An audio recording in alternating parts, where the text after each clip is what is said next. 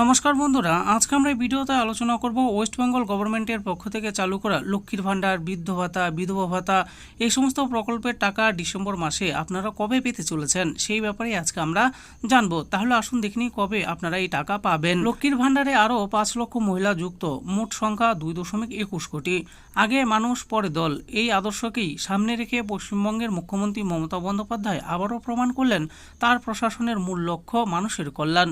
রাজ্যের বিভিন্ন জনমুখী প্রকল্পের সাফল্যের খাতিয়ান তুলে ধরে তিনি এই বার্তাই দিলেন। মুখ্যমন্ত্রী জানিয়েছেন, রাজ্যের অন্যতম বৃহৎ প্রকল্প লক্ষ্মীর ভাণ্ডার এর প্রাপকের সংখ্যা ইতিমধ্যে রেকর্ড ছুঁয়েছে। এই মুহূর্তে এই প্রকল্পের আওতায় রয়েছে 2,21,00,000 মহিলা।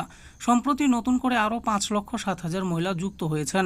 এই প্রকল্পে এখন পর্যন্ত 48,490 কোটি টাকা খরচ হয়েছে এবং আরও 625 কোটি টাকা খরচ হবে। মমতা বন্দ্যোপাধ্যায় বিজেপির উদ্দেশ্যে কটাক্ষ করে বলেন, ভোটের সময়ে টাকা দেওয়া শুরু করে অনেকে, তবে তাতে বিধিনিষেধ থাকে।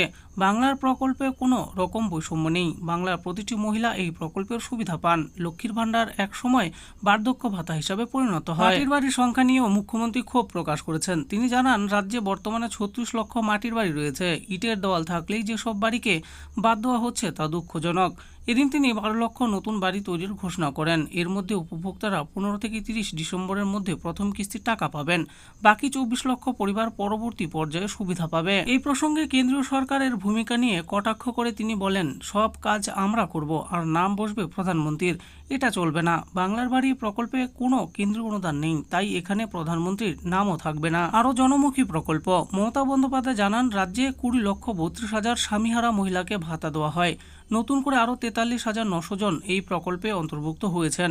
এছাড়া 19,000-এর বেশি বিশেষভাবে সক্ষম ব্যক্তিকে মানবিকতা ভাতা দেওয়া হয়, যা আগামীতে আরও বাড়ানো হবে। মুখ্যমন্ত্রী তার ব্যক্তিগত জীবনের নিষ্ঠা এবং সততা নিয়েও কথা বলেন। সরকারি কাজ করতে গিয়ে আমি এক পয়সাও নিইনি। প্রয়োজনে মানুষের কাছে আঁচল পেতে দেব, কিন্তু অন্যায় কোনোভাবেই মেনে নেব না।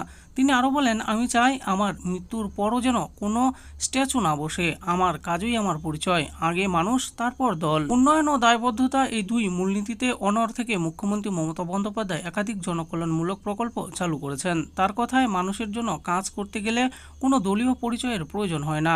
আমার সরকার সেই কাজ করে যাবে। এভাবেই তিনি একদিকে রাজ্যের উন্নয়নের পথে এগিয়ে চলেছেন, অন্যদিকে সমালোচকদের প্রশ্নের সামনে রেখে জনগণের কাছে তার দায়বদ্ধতা ও অঙ্গীকারের কথা স্মরণ করিয়ে দিচ্ছেন। ডিসেম্বর মাসে কবে টাকা দেবে? লক্ষ্মীর ভাণ্ডার প্রকল্পের ডিসেম্বর মাসের টাকা দেওয়ার কাজ ইতিমধ্যেই শুরু হয়ে গিয়েছে। যদি আপনারা লক্ষ্মীর ভাণ্ডার প্রকল্পের স্ট্যাটাস চেক করেন, দেখতে পাবেন মাসের ঘরে ডিসেম্বর লেখাটা চলে এসেছে এবং পেমেন্ট স্ট্যাটাসের ঘরে পেমেন্ট আন্ডার প্রসেস লেখাটা চলে এসেছে। সেই কারণে এই ডিসেম্বর মাসের 7 তারিখের মধ্যেই লক্ষ্মীর ভাণ্ডার প্রকল্পের টাকা নতুন ও পুরনো সবাই আপনারা ব্যাংকে পেয়ে যাবেন।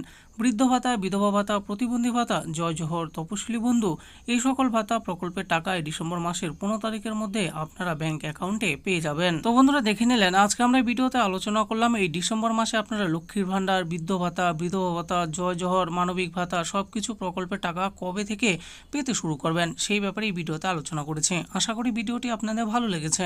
আর এই ভিডিওটি যদি আপনাদের ভালো লেগে থাকে তাহলে অবশ্যই একটি লাইক করবেন। আরও এরকম নিত্য নতুন স্কিম ও আপডেট সম্পর্কে জানার জন্য আমাদের এই চ্যানেল বাংলার স্কিম চ্যানেলটিকে অবশ্যই সাবস্ক্রাইব করবেন। আর এই ভিডিওটি দেখার জন্য আপনাদের সকলকেই অসংখ্য ধন্যবাদ।